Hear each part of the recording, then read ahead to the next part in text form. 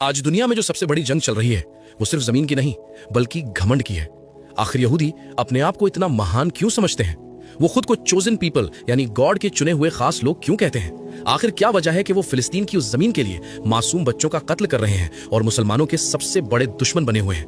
इस नफरत की जड़ कहां है? हकीकत यह है कि हम तीनों मुसलमान, ईसाई और यहूदी की जड़ एक ही है।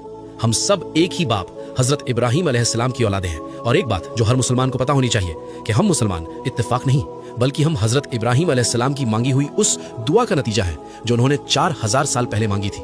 लेकिन ये बंटवारा हुआ कैसे?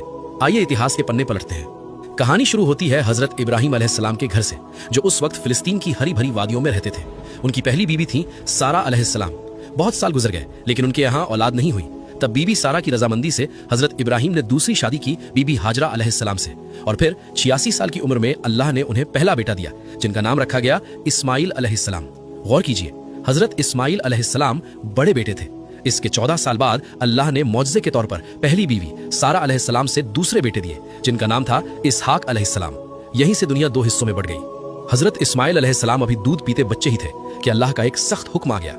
अल्लाह ने फरमाया कि अपनी बीवी हाजरा और इस नन्हे बच्चे को फिलिस्तीन की खुशहाल और हरी भरी जमीन से निकालकर अरब के उस वीरान रेगिस्तान में छोड़ाओ, वो जगह जिसे आज हम मक्का कहते हैं। लेकिन याद रखिए, उस वक्त वहां दूर दूर तक एक इंसान का नामो निशान नहीं था। न कोई पेड़ था, न पानी की एक भी बूंद, और न ही सर छुपाने के लिए कोई साया। सिर्फ मीलों तक फैला हुआ मौत जैसा सन्नाटा था। यह अल्लाह का हुक्म था और अल्लाह बेहतर जानने वाला था कि इस बंजर जमीन पर क्या होने वाला है। जब इब्राहिम अलैहिस्सलाम उन्हें वहां छोड़कर पलटे तो बीबी हाजरा उनके पीछे दौड़ी और पूछा, ए इब्राहिम, क्या हमें इस भयानक वीराने में किसके सहारे छोड़कर जा रहे हो? वो खामोश रहे। फिर बीबी हाजरा ने पूछा, क्या ये अल्लाह का हुक्म है? उन्होंने इशारा किया, हाँ।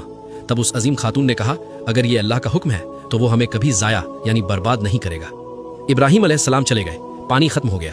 तपती हुई धूप में मासूम इस्माइल प्यास से तड़प कर एड़ियां रगड़ने लगे। एक माँ की ममता तड़प उठी। बीबी हाजरा पानी की तलाश में सफा और मरवा पहाड़ियों के बीच बेचैनी के आलम में 7 बार दौड़ी, और तभी अल्लाह की मदद आई। नन्हे इस्माइल के कदमों के पास से सूखी रेत फटी और जमजम का चश्मा फूट पड़ा, वही पानी जिसने उस बंजर रेगिस्तान की तकदीर बदल दी।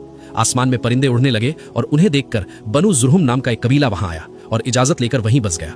इस तरह वो बंजर जगह मक्का बनी और इस्माइल अलैहिस्सलाम की परवरिश अरबों के बीच शुरू हुई। तो दोस्तों, हजरत इब्राहिम अलैहिस्सलाम के बड़े बेटे इस्माइल अलैहिस्सलाम की कहानी तो अरब के रेगिस्तान में शुरू हो गई।